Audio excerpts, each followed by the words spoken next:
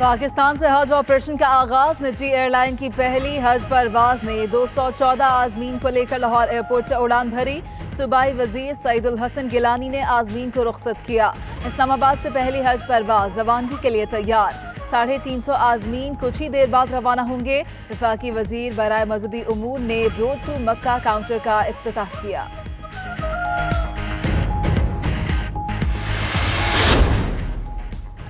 बेनामी असासे जाहिर करने की मोहलत खत्म। FBI ने एक्शन शुरू कर दिया। पहले मरहले में 10 बड़े शहरों में कार्रवाई की जाएगी।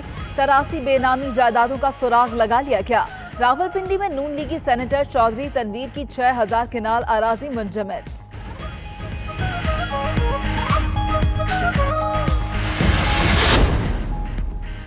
शरीफ और जरदारी खानदान लूटा हुआ आधा पैसा भी वापस लेकर आए तो रुपया ऊपर चला जाए। जिस बादशाह से मर्जी सिफारिश कराएं NRO नहीं मिलेगा। वज़ीर आज़म इमरान खान का 2 टोक पैगाम। बोले पानामा के बाद मुझ पर केसेस बनाए गए। सुप्रीम कोर्ट ने सादिक और अमीन करार दिया।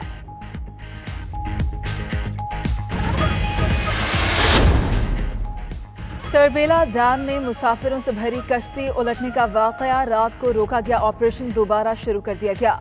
आर्मी की इमदादी टीमें भी शरीक। वाकये में 20 से ज्यादा अफराद ताहाल लापता हैं।